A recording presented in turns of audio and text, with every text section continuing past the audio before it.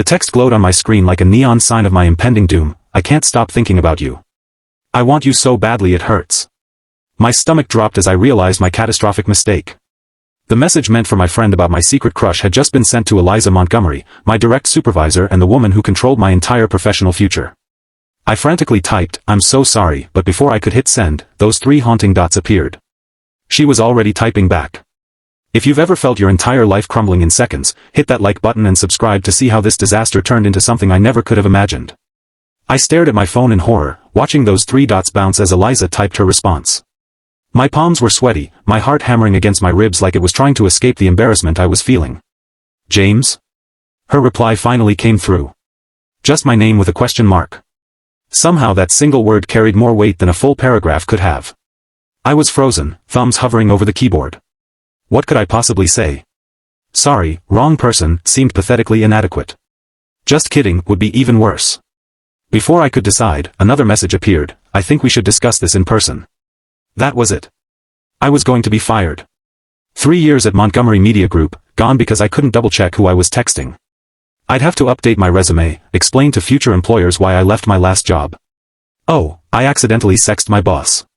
Perfect. I finally managed to type back, "I am so incredibly sorry." That message was meant for someone else. "I completely understand if you want to report this to HR." Her response came quickly, "No need for HR. But we should talk. I'll be at your place in 30 minutes. Send me your address." My apartment was a disaster. Takeout containers from 3 different restaurants littered the coffee table. Laundry that needed folding was piled on the couch. And now my boss, the woman I secretly had been crushing on for months, was coming over?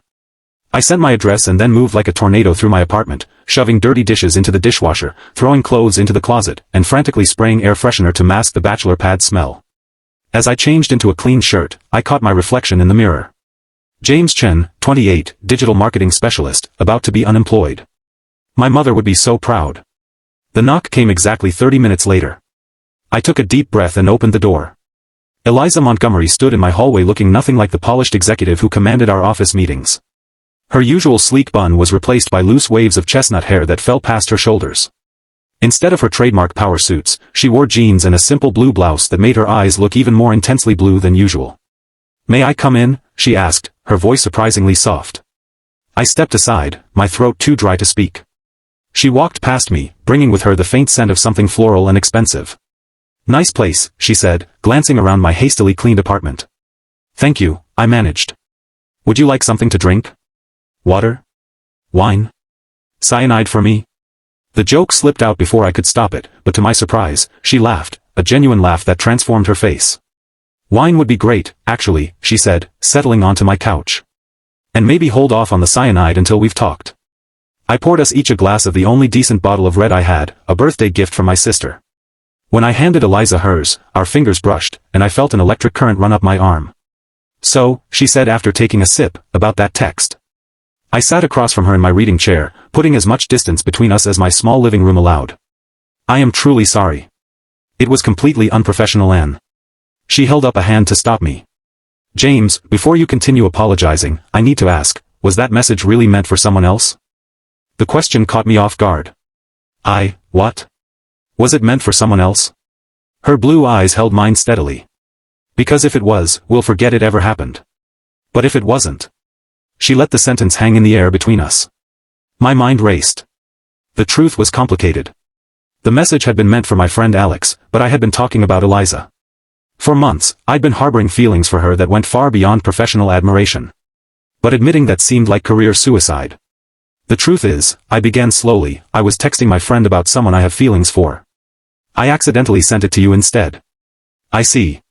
Her expression gave nothing away. "And this person you have feelings for." My heart pounded so loudly I was sure she could hear it. This was the moment, jump or retreat. The sensible part of my brain screamed at me to lie, to make up some story about a woman I'd met at a coffee shop. Instead, I looked directly into her eyes and said, "It's you, Eliza." The silence that followed felt eternal. She placed her wine glass carefully on the coffee table. "How long?" she asked quietly. "Since the Miller Project," I admitted. "When we worked late those 3 nights in a row, and you ordered Thai food for the team. You remembered that I like extra spicy pad Thai even though I'd only mentioned it once in passing." She smiled slightly at the memory. That was 8 months ago. I know it's inappropriate, I rushed on. You're my boss, there's a power dynamic, and I never intended to act on it or make you uncomfortable. I've been professional at work, haven't I? Impeccably so, she agreed. I never would have known. And I'll continue to be, I promised. This doesn't have to change anything at work. I value my job and the opportunities you've given me. Eliza stood up suddenly and walked to my window, looking out at the city lights. Her profile was silhouetted against the darkness outside, and I couldn't read her expression. Do you know why I came here tonight, James? She asked without turning around. To fire me in person? I suggested, only half joking. She turned then, and to my surprise, she was smiling. No. I came because for the past 6 months, I've been trying to figure out if the way you sometimes look at me meant what I hoped it meant. My brain struggled to process her words. What you hoped? I'm 34 years old, she said. I've spent the last decade building my career, putting everything else on hold. And then you joined my team, brilliant, thoughtful, making everyone around you better without ever seeking credit. She took a step toward me. Do you know how rare that is? I stood up, drawn to her like gravity. Eliza, what are you saying? I'm saying that I've been fighting my feelings for you because I'm your boss and it's complicated and potentially messy. Another step closer. And then tonight, I get a text from you saying you want me, and all those careful professional boundaries I built just crumbled.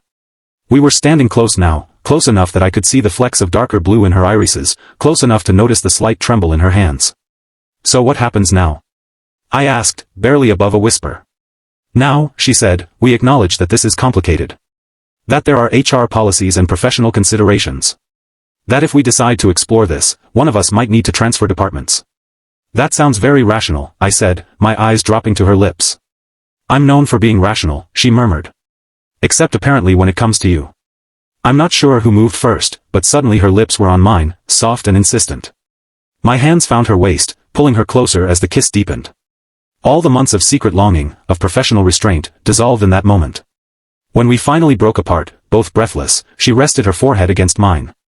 This is either the best decision I've ever made or the worst, she whispered. Let's find out which, I replied, and kissed her again. The next morning, I woke to sunlight streaming through my blinds and the unfamiliar but wonderful weight of Eliza's head on my chest. Her hair was spread across my pillow, and in sleep, all the careful composure she maintained at work was gone. She looked younger, vulnerable in a way I'd never seen before. As if sensing my gaze, her eyes fluttered open. For a moment, confusion crossed her face, followed quickly by recognition and then, to my relief, a smile. Good morning, she said, her voice husky with sleep. Good morning, I replied, brushing a strand of hair from her face. No regrets yet? She propped herself up on one elbow, considering me seriously. That depends. Do you have coffee? I laughed, the tension breaking. I do. And I even know how to use the machine. Then no regrets, she said, leaning down to kiss me briefly before sitting up. But we do need to talk about what happens next. Reality crashed back in as I watched her gather her clothes. Last night had been magical, but morning brought complications. She was still my boss. There were still company policies about relationships between managers and their direct reports. Over coffee at my small kitchen table, we faced those realities head-on. I've been thinking about this, Eliza said, cradling her mug. There's an opening in the digital innovation department. Lucas would be thrilled to have you on his team. You want me to transfer? I asked, trying to keep the disappointment from my voice. I loved working with Eliza, seeing her leadership in action every day. She reached across the table and took my hand. I want to be able to date you properly, James. Without compromising either of our professional integrity. Lucas is at the same level as me, there would be no power imbalance. And what would we tell people? I asked. About us? The truth, she said simply. Once you're no longer my direct report, we're not breaking any rules. We're both adults who met at work. It happens all the time. I nodded slowly, considering. The digital innovation team does some amazing work. And you'd be brilliant there, she said. This isn't me trying to get rid of you professionally, James. This is me making space for something personal between us. Looking into her earnest blue eyes, I realized she was right. Okay, I said. I'll talk to Lucas on Monday. Her smile was worth any career adjustment I might need to make. The next 3 months were a careful balancing act. At work, we maintained strict professionalism. I transferred to Lucas's team, where my skills in digital marketing complemented their innovative projects perfectly. Eliza and I interacted in meetings with appropriate collegiality, giving no hint of our growing relationship. After hours was a different story. We discovered a shared love of obscure documentaries and hole-in-the-wall restaurants. I learned that beneath her composed exterior was a woman who sang off-key to 80s power ballads and could recite entire scenes from classic films. She discovered my collection of vintage comic books and my secret talent for making authentic Chinese dumplings from my grandmother's recipe. "These are incredible," she said one night, closing her eyes in bliss as she bit into a dumpling. "Why aren't you a chef instead of a marketing specialist?" I laughed, watching her enjoyment with satisfaction. "My grandmother would agree with you. She thinks digital marketing is playing with computers all day." "When do I get to meet her?" Eliza asked casually, reaching for another dumpling. The question caught me by surprise. We hadn't discussed meeting each other's families yet. "You want to meet my grandmother?"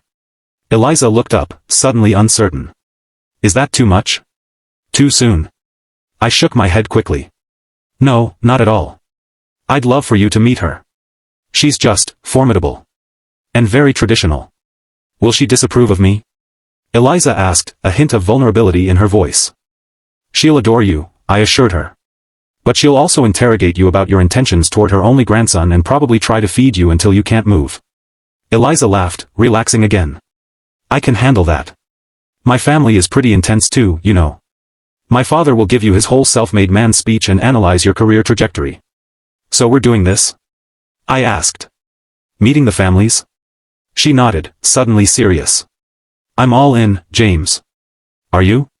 Instead of answering with words, I leaned across the table and kissed her, tasting the subtle spices of my grandmother's recipe on her lips. "Completely all in," I whispered against her mouth. Meeting Eliza's family came first, a dinner at her parents' elegant home in the suburbs.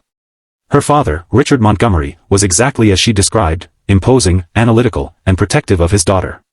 Her mother, Catherine, was warm but reserved, watching our interactions with careful eyes. "So, James," Richard said as we sat in their formal dining room, "Eliza tells me you've moved to the digital innovation team. Smart career move." "It's been a great opportunity," I agreed, catching Eliza's eye across the table. "Lucas is an excellent mentor. And it conveniently removed any HR complications," her father noted dryly. "Dad," Eliza warned. Richard held up his hands in surrender. "Just stating facts. I respect the professional approach you both took." He turned his attention back to me. "What's your 5-year plan, James?" The question felt like a job interview, but I'd prepared for this. "I'm focusing on developing our immersive marketing strategies. Virtual and augmented reality are transforming how brands connect with consumers, and I want to be at the forefront of that revolution." Richard nodded approvingly. "Good. Specific goals, emerging technology. And where does my daughter fit into this plan?" "Richard." Catherine admonished. "That's hardly an appropriate question." I met Richard's challenging gaze directly. "With all due respect, sir, Eliza isn't part of my career plan. She's part of my life plan. There's a difference." A silence fell over the table. Then, unexpectedly, Richard smiled. "Good answer, son. Very good answer." Later, as Eliza drove us home, she reached over and squeezed my hand. "You passed the Richard Montgomery test with flying colors." I've never seen him warm up to anyone so quickly. I was terrified, I admitted. But I meant what I said. "You're not a career move, Eliza. You're the most important person in my life." She glanced at me, her eyes soft in the dim light of the car. "I love you, James." It was the first time either of us had said those words. They hung in the air between us, momentous and perfect. "I love you too," I replied, the truth of it resonating through my entire being. My grandmother, as predicted, fell in love with Eliza immediately, though she maintained her formidable exterior through most of their first meeting. "So, you are James's boss?" she asked as we sat in her small apartment filled with the aromas of the feast she'd prepared. "I was," Eliza clarified. "Now we work in different departments." My grandmother nodded sagely. "Smart. No good to mix business and pleasure too much." She pushed another plate toward Eliza. "Eat more. Too skinny." Eliza obediently took another serving of noodles, earning an approving nod. Later, while I was washing dishes, my grandmother cornered Eliza in the living room. I could hear their murmured conversation from the kitchen. "You make my grandson happy," my grandmother said. "I see it in his eyes." "Good. Life is too short for anything less than happiness." There was a pause, then my grandmother added, "He is like his grandfather. Loyal heart. One love for lifetime." When we left, my grandmother pressed a small jade pendant into Eliza's hand. "For protection and good fortune," she said. "Welcome to family." In the car, Eliza examined the pendant with wonder. "James, this is beautiful. And probably very valuable. It's her way of saying you're one of us now, I explained, touched by my grandmother's gesture. She doesn't give her treasures to just anyone. Eliza carefully fastened the jade around her neck. I'll treasure it always. 6 months into our relationship, the inevitable happened. Someone from work saw us together at a restaurant, holding hands across the table, clearly not just colleagues having a business dinner. By Monday morning, the office gossip mill was in full swing. Eliza handled it with characteristic grace, neither confirming nor denying, simply continuing her work with professional focus. I followed her lead, deflecting questions with good humor but maintaining appropriate boundaries.